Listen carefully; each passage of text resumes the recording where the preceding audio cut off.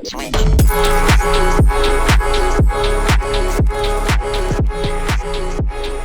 is going on, and welcome back to the Director of Football Journeyman with me, FoggyPlays, on FM21. This is going to be the final game of the season with Angers. I did say I was going to come back for, was it Marseille and Lorient? But before the Marseille game even kicked off, we were guaranteed second in the league. So, didn't bother bringing you back for two pointless games. So instead what I've done is I brought you back for the final game of the season, and we're just going to do the end of season review today as well. Just because there's no point in showing you meaningless games really.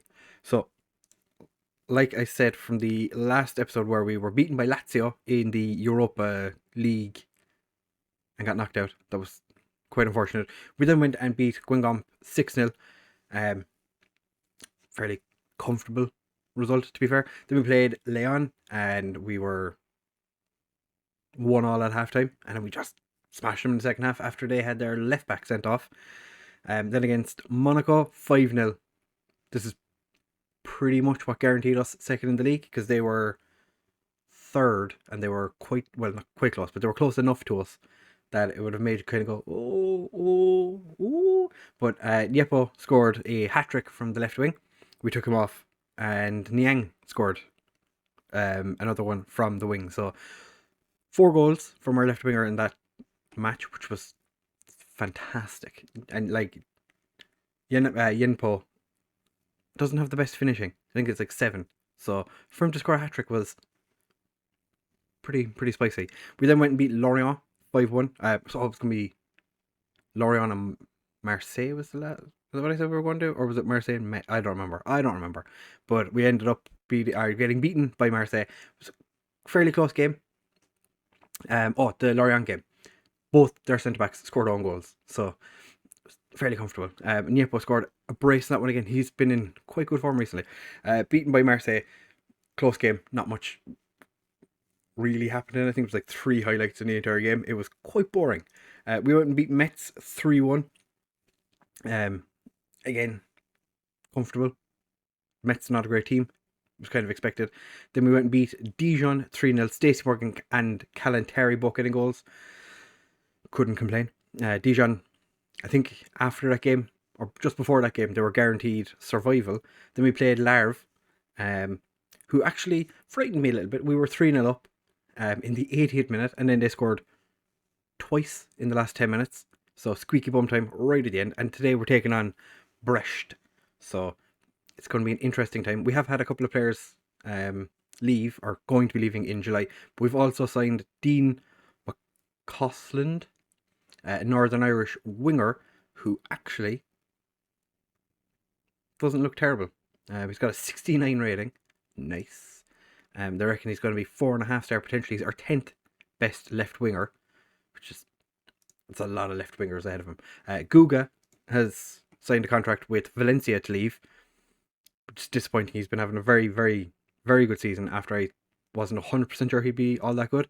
You already knew about Bacuna, or you already know about everyone else actually. So Guga is just the only one that's come through recently. So we are going into this game today. I might actually do the tactical meeting. They want us to go very attacking. I don't think we'll go very attacking. We'll just stay attacking. We have suspensions for today's game. Guga is suspended. I thought we had more than that. It seems as though we don't. We do have free scoring centre-backs at the moment. Velu and Radlovic with 14 between them, which is just amazing. And the fact that Anache only has 3 when he's the one that I expected to be the free scoring centre-back. Anache, not so much. But we're starting with Guilherme Henrique in goal, who does have interest in him at the moment from Genk. I hope he doesn't leave. He's been really rather good this year. Casas and Opoku are going playing as our wingbacks. Radlovic and Velu as our centre-backs. Velu has lots of interest in him. I'm expecting many offers to come in for him during the summer. Pooch and Illich as our central midfield. Probably going to be our central midfield next season as well. We have quite a number of central midfielders that won't be here next year. I think we only have 3 on the books for next season. Stacey Morgan and Yepo as our wide men. Toure and Calantari up front. Toure does have interest as well from a whole bunch of clubs. Interestingly, none of them from China or Saudi Arabia, which is where he was getting all his offers previously. And Kalantari has a lot of interest from English clubs. Borussia Mönchengladbach and Sporting. Sporting Lisbon have been in the news constantly talking about how they're going to sign him. Lefel has interest from Genoa. Chow has interest from Genk and Torino. But other than that, not a whole lot of interest going on. I think Toure needs to score 3 goals today to be the top goal scorer, and obviously everyone else not score a single goal. But I don't think that's going to happen. Although it is Brecht. Noir Rayan really struggled this year.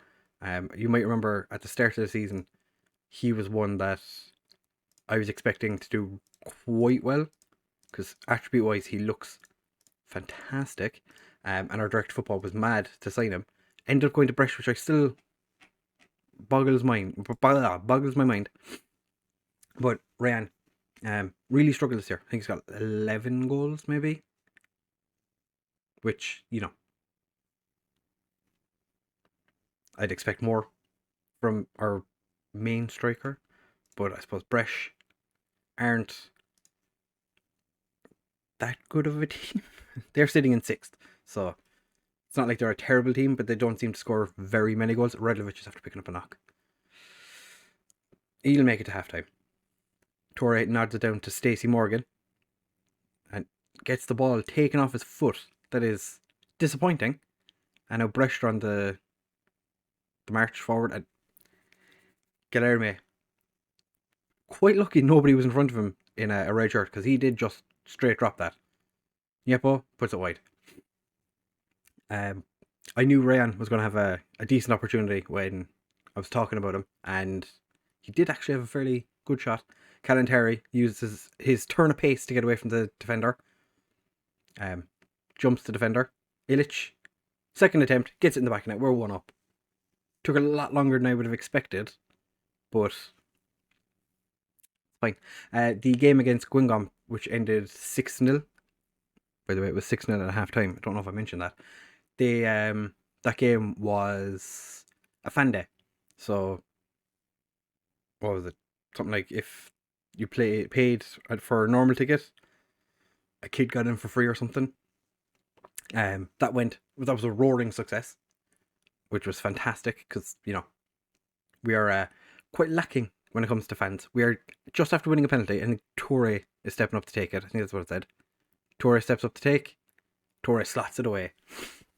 Get in. I'm surprised Ilic didn't take it. Ilic used to be the penalty taker, and I haven't changed penalty takers. I don't do penalty takers. I'm kind of surprised that Ilic didn't take it. They're really telling me that Radlovic needs to come off. Radlovic will come off in just a moment. Calm down. I'm going to pump my fists and say there's still room for improvement. Players are like, meh, whatever. Alright, lads, you've all got what it takes. We'll take Radlovic off, bring on Enache, captain extraordinaire, comes in. We do have actually team leaders for a change. Since, was it last season when we got rid of? Oh, that was terrible. That was terrible defending. After we got rid of a bunch of high-ranking players, we didn't have team leaders from January last year up until about 3 weeks ago. So that's it's quite a while. We did really rather well for having no team leaders, but Mbe Niang and El Bilal Toure have moved up to be our team leaders. So thankfully, 2 players that are. How was that not a penalty? 2 first team players jumping in. At least it's not players that don't get very many games. Toure puts it to Ricky Pooch, Ishmael. Cross Stacey Morgan. He can beat the keeper. And Brecht managed to get a clear. Brecht are doing quite well in this the second half. Ilic gets cleared away. Opoku steals it off Balderson. Ilic goes again. Stacey Morgan again gets his shot blocked. And again we have another throw. This is we're very much on top, but not doing an awful lot with our dominance. The fact that we're only 2-1. Slightly weary. Stacey Morgan is having a poor game. We're going to bring on Belugier. Who else? We only have one substitution left. Do I want to make that final change? I do. Pooch, not having a great game. De Silva is going to come on for his probably final appearance. I don't imagine he's going to get his loan extended. We did actually get our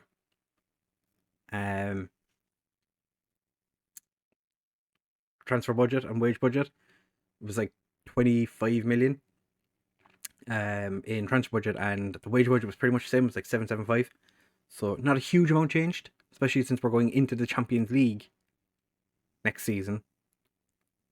So I'm hoping that we get some extra money. And if not, we're going to really struggle. But I think the Champions League money is going to make a huge difference to the club regardless, because we are about 20 million in debt at the moment. And it's very difficult when I have no control over player sales and signings to fix that. Because if you look back to my Hertha save last year on FM20, we had 500 million in transfer budget pretty much all the time, and we had about the same in our bank balance from like the second season on. To be fair, last year it was in the game that when the January transfer window rolled around in the first season, you were handed like 30-40 million. So, you know, you got a lot of money towards the end of it, but it wasn't an easy save. Did we only make 2 subs? No, we made 3. Actually, I didn't even check to see. Lower leg injury. I didn't even look to see. Oh, it's not showing over here because Anache has been booked. I was like, I'm pretty sure we made 3 subs, but I can only count 2 here. Niepo gets a forward to Toure, gets dispossessed. Niepo. Oh, I couldn't beat the keeper. 3 minutes left. We're 2-1 up. Illich with the corner. It's somehow bounced in the box, and Toure puts it away for his 27th of the season. I don't think he's going to be top goal scorer, which is quite unfortunate. Maybe not, because top goal scorers generally get signed by PSG, apart from the Graka last season, who ended up going to Belgium, of all places. Very interesting. Illich comes out man of the match. Outstretched arms. Happy with your performance, lads. Very well done. Good job. Thank you very much for coming, lads. Beautiful work. So yeah, like I said, we're going to do the end of season awards and whatnot, the review. But we have 16 shots each. Didn't think it was only a brution. So yeah, we finished second fairly comfortably from Monaco, who on the last day of the season beat Nice. PSG finished the season undefeated. Guingamp are in the playoffs. So Reims lost, Guingamp drew, and Nims lost. So based purely on goal difference, Guingamp are the team that are... Guingamp are the team that go into the relegation playoff. Toure ends up with 23 goals. I'm guessing that Barassi scored in the final game of the season, because I think he had 20... He scored a brace.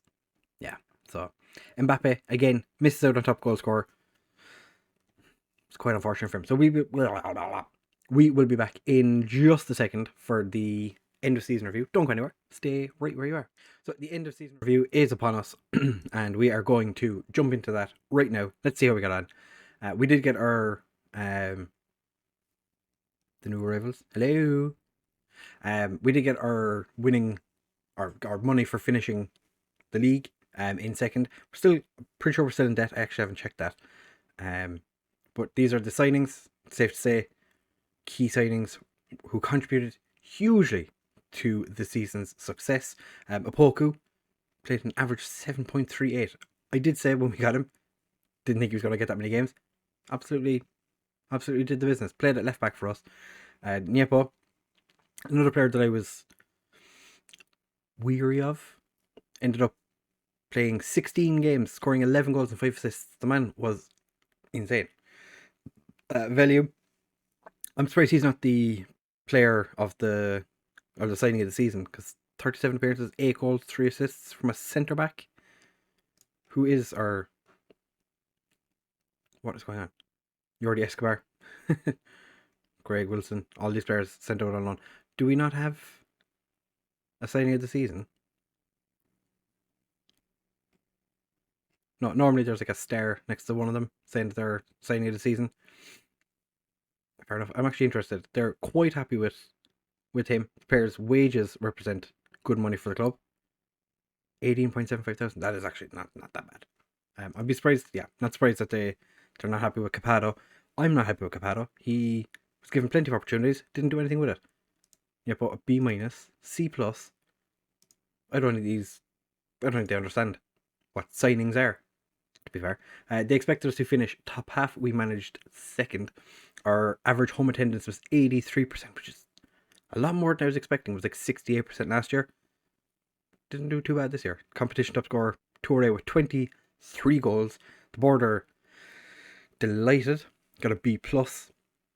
To be fair, we did have a decent run. We had a pretty torrid run here where we lost 3 in a row.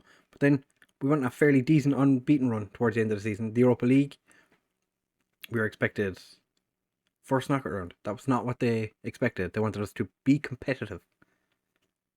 And we were more than competitive. We got to the second knockout round. French Cup, let's not talk about that. That was terrible.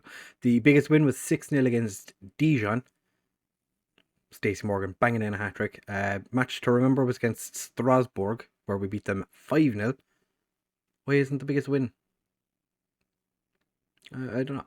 The goal of the season was the first goal for Stacey Morgan against Dijon. We've had some really good goals. I'm surprised that is the one that gets it. Club reputation has not changed. We've had no new sponsorship deals this season. Our sponsorship has increased though. Broadcast revenue has gone up by almost 3 million. Corporate and hospitality has gone up. Competition prize money has more than doubled, and we're still in debt. That's not good. Matchday commercial and retail, the ones at 300,000 extra. Total merchandising sales 1.1 million. 434,000. That is non-domestic. That's a lot more than it normally is. It's normally about 10%. We're becoming a world leading team. We did sell almost 8,000 shirts. And to be fair, all names I would have expected to see: Kalantari, Niang, Toure, Morgan, and Illich. Their numbers are players I was expecting to get a lot of shirt sales this year. The team of the season has Guilherme Henrique in goal. To be fair, he played a lot of games. Once he managed to get past Lefel, Guilherme straight in there. But was quite happy we had Guilherme as well, because Lefel did pick up quite a number of injuries towards the end of the season. Guga as our right back, Panzo as our left back. To be fair, the left back position was up in the air. Casas did play a lot at right back as well, but Guga had quite a season. He's off to Valencia next year. It's going to be delightful to try and replace him. Radovic and Veliu as our centre backs. Illich and Lubulic as our centre midfield. I'm interested why Lubulic gets there. Morgan and Yepo as our wide men. Toure and Kalantari as the strike force. We won no awards, but our fans' player of the season was Toure, and young player of the season, Stacey Morgan, with the goal of the season. Top goal scorer was Toure. Most assists was Toure with 18. He got 18 assists and 23 goals in just the league, because he scored more than that, didn't he? He's had a fantastic season, to be fair. Toure with 8 player of the matches and a 7.3 average rating. It was the Toure show. He was exceptional. Most assists of the competition, Kalantari.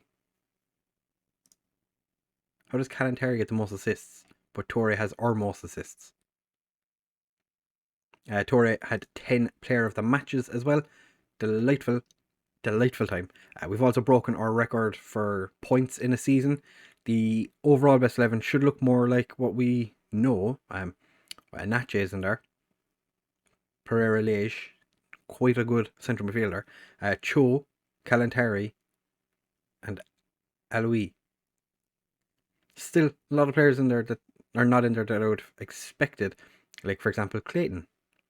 Illich, El Belal Torre. I would have expected him to be ahead of Kalantari. Kalantari must have played a lot more games than... No, he's just had a better overall rating. That's fair enough.